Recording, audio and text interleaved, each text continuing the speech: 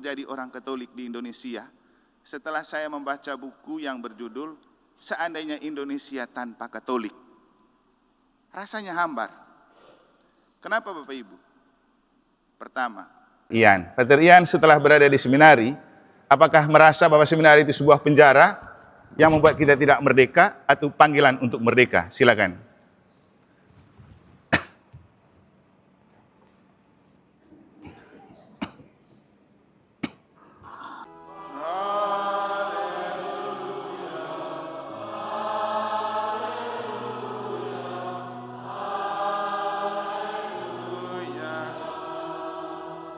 Tuhan bersamamu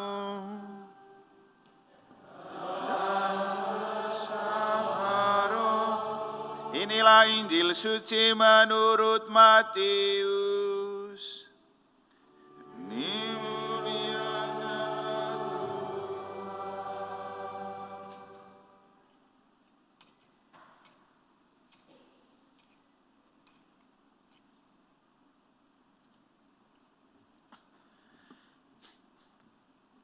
Sekali peristiwa, orang-orang Farisi berunding bagaimana mereka dapat menjerat Yesus dengan suatu pertanyaan. Mereka menyuruh murid-murid mereka bersama para pendukung Herodes bertanya kepada Yesus, "Guru, kami tahu engkau seorang yang jujur dan dengan jujur mengajarkan jalan Allah, dan engkau tidak takut kepada siapapun juga sebab engkau tidak mencari muka. Katakanlah kepada kami pendapatmu. Bolehkah membayar pajak kepada Kaisar atau tidak?" Tetapi Yesus mengetahui kejahatan hati mereka, lalu ia berkata, "Mengapa kamu mencobai aku, hai orang-orang munafik? Tunjukkanlah kepadaku mata uang untuk pajak itu." Mereka membawa 1 dinar kepada Yesus. Yesus pun bertanya kepada mereka, "Gambar dan tulisan siapakah ini?" Jawab mereka, "Gambar dan tulisan Kaisar." Lalu kata Yesus kepada mereka, "Berikanlah kepada Kaisar apa yang kamu wajib berikan kepada Kaisar, dan kepada Allah apa yang wajib kamu berikan kepada Allah."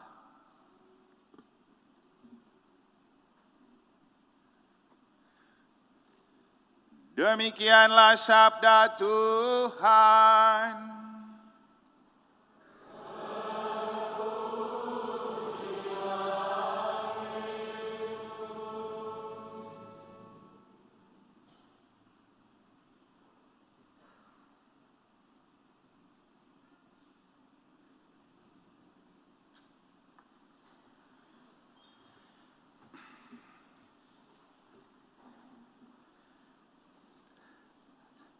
Agar khotbah kali ini tidak sama dengan khotbah saya tadi pagi, maka saya mengajak kita untuk merefleksikan tema ini. Merayakan kemerdekaan, mana lebih penting, seremoni atau refleksi? Para frater, Bapak Ibu Saudara-saudari, adik-adik dan anak-anak sekalian yang saya kasih dalam Tuhan. Tadi setelah misa, di aula kita diadakan sebuah pertemuan penanggulangan bencana alam bersama Badan Penanggulangan Bencana Daerah dari Provinsi NTB.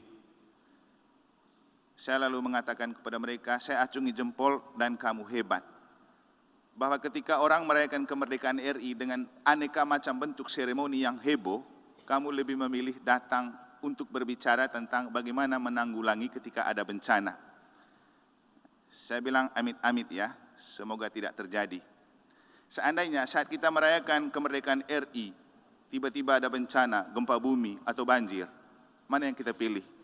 Seremoni atau mengatasi bencana?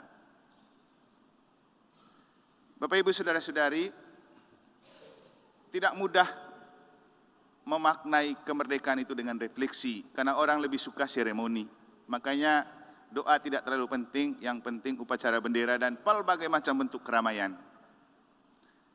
Padahal kalau kita kembali dan flashback ke sejarah kemerdekaan ini didapat, jelas sekali tertulis dalam alinea ketiga UUD 45, atas berkat rahmat Allah yang Maha Kuasa dan didorong oleh keinginan luhur. Jadi pertama-tama kemerdekaan ini anugerah Allah. Maka nomor satu yang harus dibuat adalah berdoa untuk bersyukur kepada Allah, bukan seremoni, bukan aneka keramaian. Karena faktanya sudah 80 tahun kita merayakan kemerdekaan. Seremoni terlalu banyak, gerak jalan, ini itulah. Setelah itu apa? Menderita, bahkan lebih menderita lagi bangsa kita kan. Terus apa gunanya upacara-upacara itu? Pada titik ini, saya merasa bersyukur jadi orang Katolik di Indonesia setelah saya membaca buku yang berjudul Seandainya Indonesia Tanpa Katolik. Rasanya hambar. Kenapa Bapak Ibu? Pertama, tadi saya bilang kenapa kita mempersandingkan bendera merah putih dan bendera Vatikan. Negara pertama yang mengakui Indonesia merdeka adalah Vatikan. Sehingga waktu itu Soekarno 2 kali pergi ketemu Paus. Dan kemudian Monsinyur Sugiya Pranoto mencanangkan orang Katolik Indonesia dengan prinsip 100% Katolik, 100% Indonesia. Dan memang nyatanya bahwa di antara banyak agama di Indonesia, bukan untuk menyombongkan diri dan merendahkan lain, kita lihat siapa yang secara liturgis menempatkan Hari Raya Kemerdekaan RI di pucuk perayaan. Kita menempatkan ini di hari raya, sama dengan hari raya lain, karena ini begitu istimewa. Dan gereja Katolik itu diajak untuk hari kemerdekaan seperti ini lebih baik misa. Bukan berarti yang lain tidak perlu tapi tidak terlalu penting. Karena pertama-tama kita harus bersyukur dan kita membiarkan terus berjalan dalam penyelenggaraan Allah. Apalagi dalam bacaan kedua, Santo Petrus bilang apa? Kamu harus merdeka. Bebaskan diri dari berbagai macam belenggu. Dan dalam referen Mazmur tadi, bagaimana itu lagunya tadi Ibu Ika ya? Kamu dipanggil untuk kemerdekaan. Jadi merdeka itu panggilan, bukan perayaan, bukan seremoni, tapi panggilan untuk kita disadari bahwa kembali ke Tuhan itu jauh lebih penting. Waktu merenungkan sedikit kata-kata ini, kamu dipanggil untuk kemerdekaan, saya lalu teringat. Kami kaum terpanggil ini sepertinya dipanggil ke seminari itu bukan untuk merdeka. Dan memang banyak anak-anak tidak mau masuk seminari karena pikirnya masuk seminari itu seperti masuk penjara kan. Coba tanya anak-anak kita, mau masuk seminari? Tidak, takut dikekang. Pokoknya banyak ketakutan. Jadi seolah-olah seminari itu bukan lembaga pembebasan, bukan lembaga kemerdekaan, sebuah penjara untuk calon imam. Tapi apakah memang seperti itu? Tadi pagi saya minta tolong Frater Nino untuk men-sharingkan pengalaman. Apakah masuk seminari itu sebuah penjara, itu sebuah kemerdekaan? Sekarang saya minta Frater Ian. Frater Ian setelah berada di seminari, apakah merasa bahwa seminari itu sebuah penjara yang membuat kita tidak merdeka atau panggilan untuk merdeka? Silakan.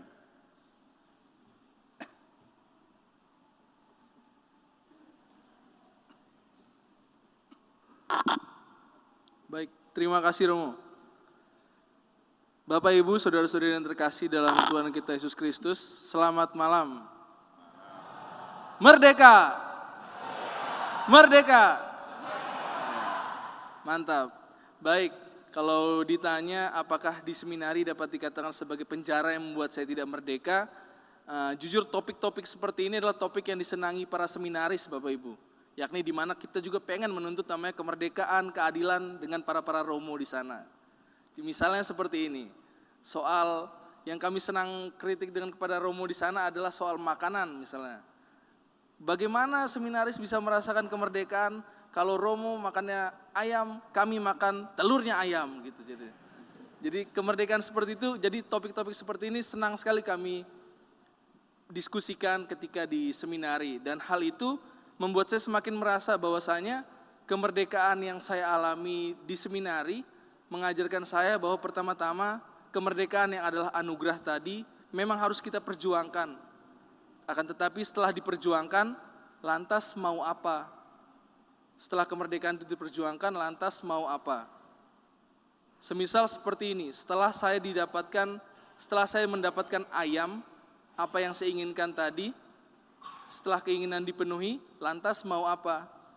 Oleh karena itu, kemerdekaan yang saya pelajari adalah tidak boleh berhenti semata-mata kemerdekaan dari penjajah, kemerdekaan dari rasa malas, Tetapi baiklah kemerdekaan itu di-shifting, diubah menjadi kemerdekaan untuk. Jadi ada objek, ada tujuan yang saya kejar, ada nilai lebih yang ingin dikejar dari sekedar nilai kemerdekaan. Itulah yang ingin saya maknai dari perayaan kemerdekaan pada tahun ini, dan secara khusus hal ini mengajarkan saya bahwa di seminari adanya aturan-aturan, larangan dan batasan bukanlah semata-mata ingin mengekang, tetapi ingin membantu para seminaris untuk melihat bahwa jika saya dihadapkan dengan aturan seperti ini, regulasi seperti ini, kalau saat ini saja saya memberontak, bagaimana di kemudian hari? Itulah yang membantu saya mengajak berpikir bahwa kemerdekaan yang saya inginkan, kemerdekaan yang saya damba-dambakan tidak boleh berhenti pada kemerdekaan dari, tapi harus sampai kepada kemerdekaan untuk. Ada tujuan yang lebih tinggi, ada nilai yang lebih tinggi yang ingin kita gapai, yakni tentunya demi mendekatkan diri kita kepada kemuliaan Allah itu sendiri. Mungkin saya rasa itu, Romo, terima kasih. Tepuk tangan dulu untuk Frater Ian. Frater Nino. Frater Nino mau lagi atau? Mau lagi? Kayaknya dia mau tuh. Silakan kalau mau. Oke. Ada dua kata kunci dari Frater Ian. Merdeka dari dan merdeka untuk. Kita sudah merdeka dari penjajah itu 80 tahun yang lalu, tapi merdeka untuknya belum jelas. Kita merdeka ini untuk apa? Untuk seremoni seperti tadi? Tidak. Besok kita menderita, bertengkar, demo lagi. Tidak ada gunanya semua perayaan yang memakan banyak biaya, karena setelah itu kita kelaparan, kita kesulitan, kembali ke efisiensi. Maka pertanyaan terpenting untuk kita refleksikan adalah bukan kemerdekaan sebagai sebuah seremoni, tapi sebagai sebuah refleksi. Yang perlu kita refleksikan, kita mau buat apa dengan merdeka yang sudah 80 tahun ini. Bapak Ibu, kalau kamu lihat, kenapa saya lebih istimewa memperlakukan para frater kalau mereka libur. Saya 13 tahun di seminari. 2 tahun menjadi staf pembina waktu frater. Saya tahu bagaimana kita hidup di sana. Sehingga kalau mereka libur, saya ajak mereka jalan-jalan, pergi makan, pergi minum, bahkan Starbucks yang mereka tidak pernah nikmati saya bawa. Karena ingin buat mereka merdeka. Di seminaris tidak ada lagi ya. Jadi saya sering traktir mereka. Saya rasa mereka frater yang paling istimewa. Cari di tempat lain, apakah ada Romo yang memperlakukan mereka seperti itu. Tapi itu karena saya berangkat dari kesadaran bahwa saya sudah merdeka dari seminaris, tapi saya merdeka untuk apa? Saya juga harus memerdekakan orang lain, membebaskan orang lain dari rasa terbelenggu. Bapak Ibu, ini pertanyaan, ini refleksi penting. Kita merdeka untuk. Anda menikah, Anda bebas dari penjajahan orang tua karena sudah punya pasangan hidup. Tapi setelah kamu menikah, kamu buat apa dengan pernikahan itu? Itu pertanyaan jauh lebih penting. Tapi sekarang orang menikah hanya sebagai sebuah status, setelah itu diketiak orang tua terus. Untuk apa kau menikah? Kan harus berjuang sendiri, merdeka dari pelbagai macam bentuk belenggu-belenggu yang mengikat seorang muda. Sebenarnya definisi merdeka ini berbeda untuk orang tua, berbeda untuk orang muda, berbeda untuk kaum terpanggil. Tadi saya ajak satu pasutri yang kebetulan merayakan hari ulang tahun hari ini, coba dia berbicara tentang merdeka itu apa menurut orang tua. Nanti simak di khotbah yang tadi pagi. Tapi orang tua itu merdeka kalau apa? Anaknya sukses, awal bulan baru terima gaji, cicilan bisa dibayar. Mungkin juga ada orang tua yang merasa merdeka kalau menang togel. Adakah? Anak muda lain lagi. Anak muda itu yang hidup di era milenial, dia merasa merdeka kalau dia putus pacarnya yang posesif. Benar kan? Daripada dikekang. Dan yang lebih menarik, anak-anak era strawberry, mereka merasa merdeka kalau mereka punya second akun. Pasti punya akun bayangan, karena kalau pakai akun utama takut ketahuan orang tua, teman-teman. Pasti mereka punya akun, dan itu nyaman untuk mereka. Dan lebih ngeri lagi, di zaman ini, seperti yang saya khotbahkan beberapa hari lalu, dulu orang sangat doyan kawin, tapi sekarang, coba tanya anak-anak muda kita yang sudah bagus kerjanya. Kapan kamu kawin? Tidak penting, bikin ribet. Jadi mereka rasa lebih merdeka, hidup tidak kawin daripada kawin. Jadi konsepnya sudah berbeda. Nah, untuk kita kaum terpanggil, tadi Frater Nino menarik sekali dia men-sharingkan pengalamannya. Pasti mereka punya masing-masing pengalaman yang menarik, seperti Frater Ian juga. Untuk saya yang menarik dari Frater Nino tadi dia bilang begini, dia kan anak Brimob. Dan kita tahu cara pendidikan anak kolong. Dia bilang sepatu sudah kena di punggung, ikat pinggang sudah sering ya. Seperti para algojo mencambuk Yesus. Kan, anak tentara dan polisi kan, maaf. Seperti itu cara pendidikannya. Dan ketika dia masuk seminari, dia rasa bebas dari penjajahan fisik. Karena tidak lagi mengalami yang seperti itu. Tapi setelah dia ada di seminari, dia mengalami sebuah jenis penjajahan lain. Dia nama penjajahan rohani kan. Nanti tanya dia. Penjajahan rohani atau jiwa, di mana hidup itu memang semua sudah diatur dari yang biasanya leluasa. Tapi justru dalam kondisi seperti itu, dia membangun sebuah konsep dan kesadaran. Ada kata-kata menarik dari beliau tadi yang saya suka itu.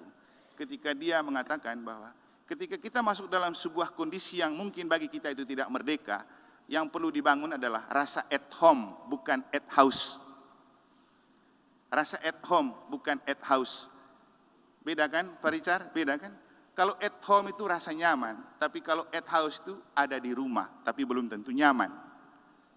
Jadi at house itu rumah tinggal, tapi at home itu kedamaian hati di tempat di mana kita tinggal. Dan fakta menunjukkan bahwa at house secara rumah orang mewah, bagus, megah. Tapi apakah di dalamnya orang merdeka dan bahagia? Seringkali pertengkaran suami istri itu ada di balik rumah bagus. Perselingkuhan, kebencian, pokoknya macam-macam persoalan itu ada di balik orang punya rumah bagus. Rumah tangga yang berantakan itu ada di balik rumah bagus, walau tidak semua. Sebaliknya di balik rumah yang biasa-biasa saja ada sukacita, kedamaian, kebahagiaan. Kenapa? Ya, kembali ke kita merdeka untuk bebas dari, tapi perlu juga untuknya, bebas dari dan bebas untuk. Untuk apa? Ini pertanyaan penting. Dan Indonesia ini merdeka untuk apa? Ya untuk kita isi. Untuk kita makin menemukan bahwa kemerdekaan sesungguhnya bukan saja bebas dari penjajahan. Seperti kata Soekarno, setelah kita merdeka, penjajahan berikutnya adalah diri kita sendiri, rakyat kita sendiri. Itu katanya Soekarno. Dan memang yang terjadi sekarang, kita merasa lebih terjajah daripada penjajah Belanda dan Portugis. Isu intoleransi, perang antara agama, larang orang bangun gereja, larang orang berdoa justru terjadi di negara yang sudah merdeka 80 tahun. Siapa yang buat? Kita sendiri. Kita menderita, kenapa? Ada yang korup. Siapa yang buat? Siapa yang jadi penjajah? Kita sendiri. Kenapa? Orang tidak bertanya, saya hidup untuk apa? Maka Bapak Ibu, refleksi terbaik kita adalah mengisi kemerdekaan untuk bertanya, saya itu merdeka untuk apa? Dan ini pertanyaan penting untuk kita semua. Kita buat apa? Makanya John F. Kennedy, presiden pertama Amerika, yang kata-katanya dicuplik oleh Bapak Uskup waktu dia Bapak Uskup misa pelantikan DPP, kita diajak untuk apa? Jangan tanyakan apa yang negara buat untuk Anda, tapi tanyakan apa yang Anda buat untuk negara. Termasuk jangan tanyakan apa yang gereja buat untuk Anda, tapi tanyakan apa yang Anda buat untuk gereja. Ini pertanyaan penting.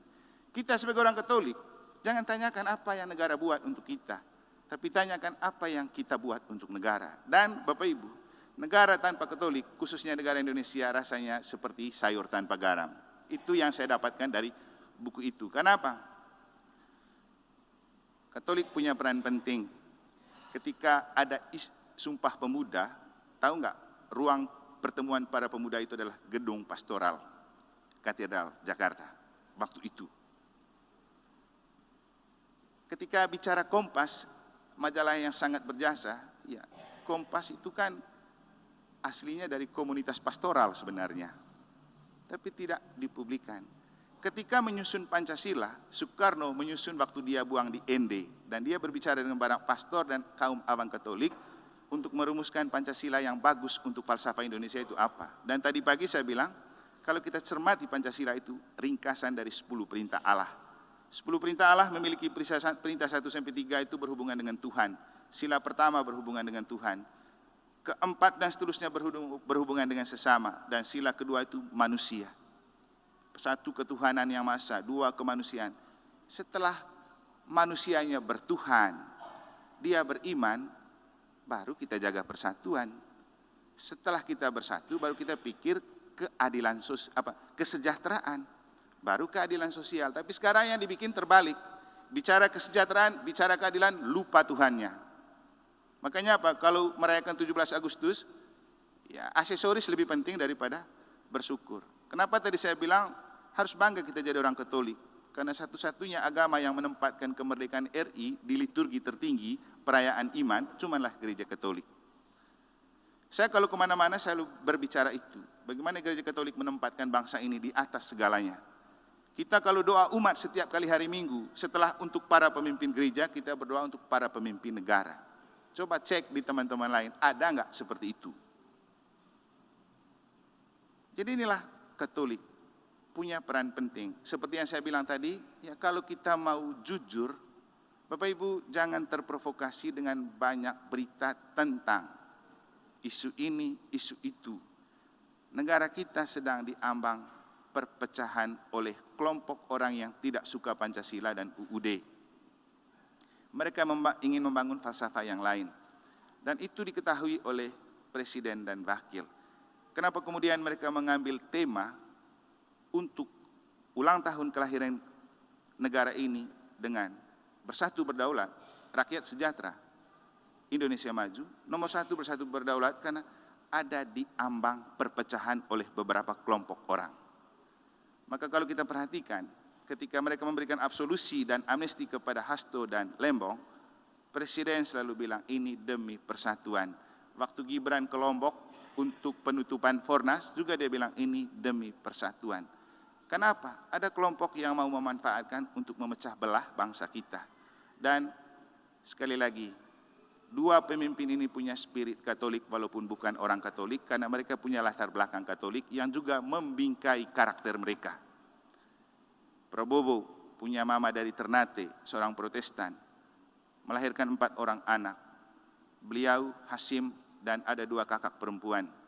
Hasim Protestan, beliau Muslim, Haji. 2 kakak perempuannya itu Katolik. Satu menikah dengan Sujati Jiwandono, yang kemudian anaknya Wakil Menteri itu Thomas Jiwandono. Satu menikah dengan orang Prancis kalau tidak salah. Jadi hal yang membuat mereka tidak mungkin tidak memperhatikan kita. Gibran, Silviana itu kan Katolik dulu. Mungkin mereka menikah di Singapura waktu kuliah tuh apa gitu ketemunya. Jadi kenapa kemudian mereka kalau ada hajatan Katolik selalu datang. Paus meninggal disuruh utusan. Kardinal ulang tahun ke-75 Gibran datang. Pemuda Katolik pertemuan mereka datang. Jadi rasa Katoliknya, saya sendiri pernah merasakan sentuhan kehangatan tangan dan pelukan Prabowo waktu kita ketemu di Bali sebelum jadi presiden. Saya lama berjabatan tangan dan berangkulan dan sedikit obrolan karena dia tahu saya pastor Katolik. Waktu ulang tahun Gerindra yang ke-16. Jadi Bapak Ibu, isu persatuan itu utama. Makanya kemarin juga Kemenak membuat kegiatan Jalan Sehat Kerukunan. Dan kemarin itu saya samperin Ibu Wakil Gubernur dan meminta sedikit komentar dan pesan beliau. Saya bilang, Ibu saya dari Gereja Katolik, saya pastor. Apa pesan Ibu untuk kita? Saya bilang, tolong jaga kesatuan dan kerukunan. Karena itu nomor 1 untuk Indonesia. Bapak Ibu kalau kita mencintai Indonesia, harus jaga persatuan, abaikan pelbagai macam isu yang memecah belah, dan paling penting terus berdoa. Karena kita punya Tuhan yang ingin persatuan itu ada. Ingat doa Yesus, waktu dia kembali ke surga, dia bilang apa? Bapa, aku berdoa supaya mereka bersatu, sama seperti aku dan engkau bersatu. Tapi bukan untuk mereka ini saja aku berdoa, tapi orang-orang yang engkau percayakan kepada pemberitaan mereka. Itu kan orang di luar kita. Jadi Bapak Ibu, kita tidak bisa bicara kemerdekaan kalau hanya sebatas seremoni. Kita perlu membuat sebuah refleksi untuk memaknai. Seperti kata Frater Rian, kita tidak hanya cukup berbicara tentang bebas dari penjajah, merdeka dari penjajah, tapi juga kita perlu berpikir, kita merdeka untuk apa? Dan tidak akan ada kemerdekaan yang sejati sebagaimana yang diharapkan oleh Santo Petrus dalam bacaan kedua, kemerdekaan anak-anak Allah, kalau kita tidak punya hati yang terbuka kepada Allah. Bapak Ibu, ada sebuah lagu yang saya rasa menarik, yang melukiskan berdirinya negeri ini, Dan di dalamnya ada sebuah kata-kata menarik. Keresahan terjadi di dalam diri dan hidup kita, itu karena kita mengeliminasikan Allah dari dalam hati. Mungkin agar lebih mudah diingat, saya nyanyikan saja ya. Judulnya, Tunjukkan Kuasamu. Kemerdekaan, dirgahayu, Tuhan memberkati.